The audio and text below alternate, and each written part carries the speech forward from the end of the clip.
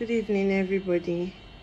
The events of the past few hours has been very traumatizing for me, and I just came on here to apologize to Mrs. Mercy Johnson Okoje.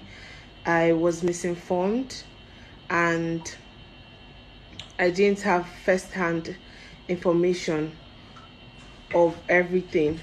I believed what I saw over what must have transpired before ever I got there. Hello, good and wonderful people. Welcome back again, my people. Hey, you don't share again, no, my people. Una remember the video when I dropped this morning about Mercy Johnson Okoye and her Peking school teacher. So, because of the rumor where they work out for time, Mercy Johnson Okoye can't come outside, can't debunk the rumor.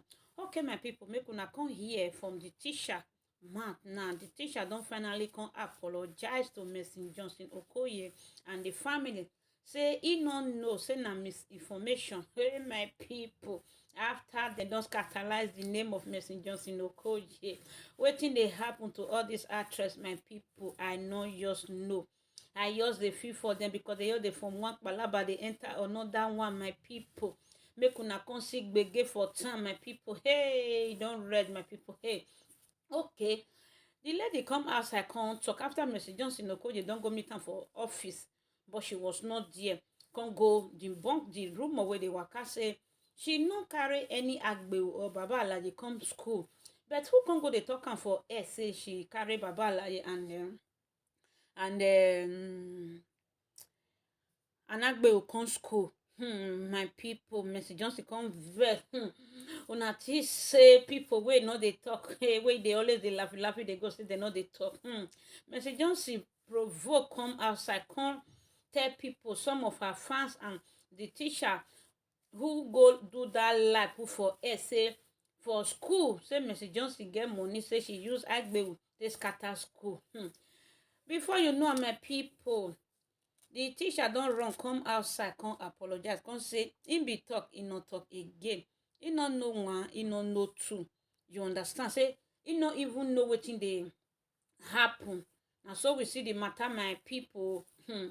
At the end of the story, because no mama go allow e pikin to that is make dem dey what I want to talk now because of YouTuber, make dem dey vandalize the pikin like that. You understand? Because when the pikin reach house, she come say she wan change school. The mama come shock say why the pikin talk say he wan change school, wetin dey happen?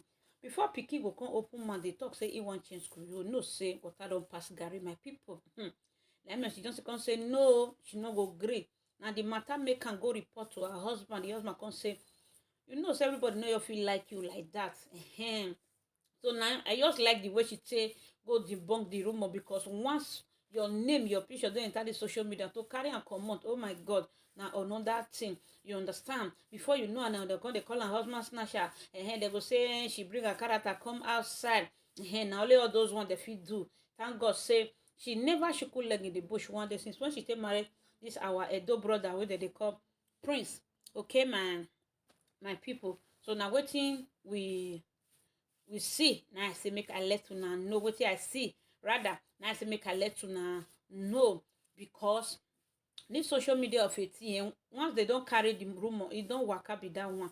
Okay, my country people, I take play, I take waka.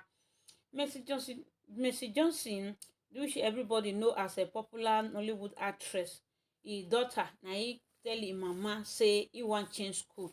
But unfortunately, when the mama come reach school, the way he take greet the teacher, the way the teacher take use nose take answer am, come say be like say this one not like me at all. Thank God say the teacher don't finally run come outside come apologize to Mercy Johnson. You understand? Because the rumor be don dey fly dey go say Mercy don carry agbewu enter inside pikin school. Hey, now wow. They say na because say she get money, na make she do that kind thing. So Purity, wey e just be 7 or 8 years old, her be vindicated. You understand? Because wetin the teacher be accused am for. And some people now, they know say some people they always they carry some people maybe I dey vex with person now, my friend feel dey vex with that same person. Sometimes e no good like that, you understand? Because if you look this matter now, no be Purity na this woman get banamish with. Na im mama, you understand? Na im mama na she get banamish with. And she come just carry that same mentality go hit small Purity wey e no know anything. Imagine pikin go come dey inside school, she no go come get rest of mind. Abeg, anybody wey dey do that kind thing, e no good at all, my people.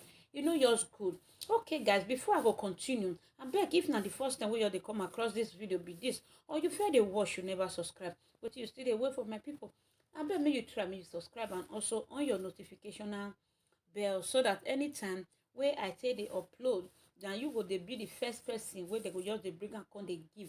Okay my people, as una dey do so, na so Papa God go take bless una for me. Okay na so we see the matter wey e dey for ground o. Na Mercy carry himself go school, go meet the principal. People think say na movie industry na she dey, na reality. But if you look her voice yesterday, one thing wey she talk wey touch me, my people. Mother na mother. E say she no fit dey carry enmity, or maybe she come dey carry hate, you understand, or fight, come dey fight school teacher. He say no. He say she no get power again. Now when she dey youth, now she get power. He say because the time when she take born, that time when she take born 4 children, he say body no be body again. So she dey manage the remaining one. Hey my God, the remaining 5 naira body wey come remain, and she dey manage take dey do, take dey take care of the pikin before they old. Make she no go delete before her time. Now, so my people, you understand? I too like this Mercy Johnson. She too dey talented, my people. See matter where she just turn to, she don't get one script for there just now. You understand? Say na body wey person say born 4 pikin no be body again. Imagine how many times she go labor room? 4 times, my people. So she not dey use until they fight. So because of her profession, she no fit fight with anybody. She go just swallow all the spit. You understand? Even the one way Akonikpe will put for her mouth, or person wey want for me to throw everything for herself. He said she go swallow am. Why thing? Why? Because of her profession, you understand?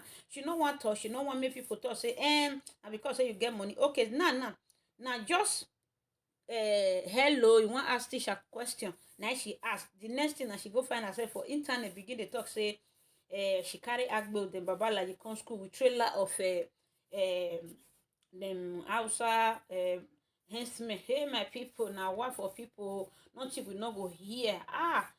And some people they do that kind of thing, it's not good. Just like I said this morning for that first video when I first dropped, say person where he born because of say his mama be a former teacher. If you see what this lady do to this little born baby, my people, you will shed tears.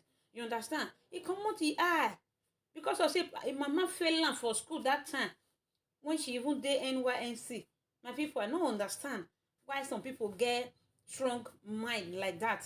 So I say me I not to take for this video, make I leave una, make una come watch the full video how the teacher come outside, come apologize, give Mercy and the family. Okay guys, I go see una for another video where you know go to say, and I still remain una humble sister AB World Entertainment. We go see for another video, my country people. Una bye bye. So my people, I beg make una help me share this video, make una give this video thumbs up, and also like, give the video I like your thing. Just that I like your thing. I bet me they plenty for this video.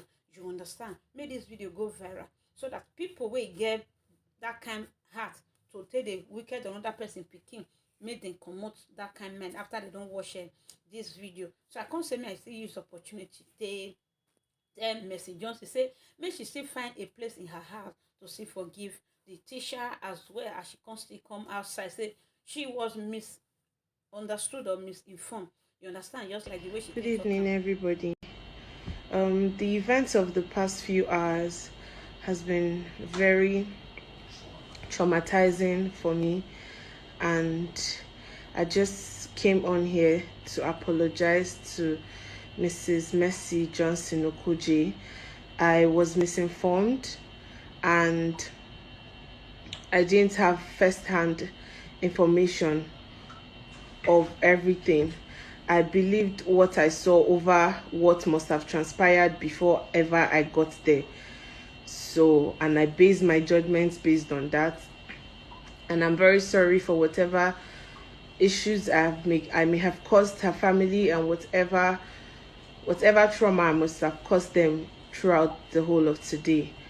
I really hope she finds it in her heart to forgive me.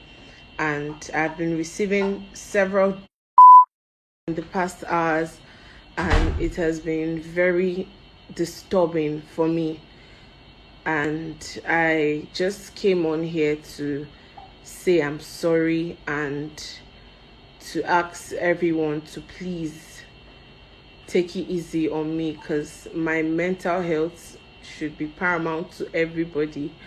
And I'm very sorry for all that has happened.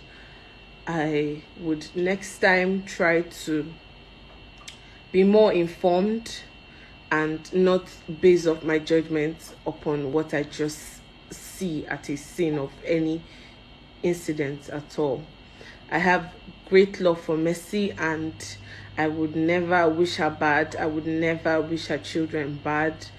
I have great love for her.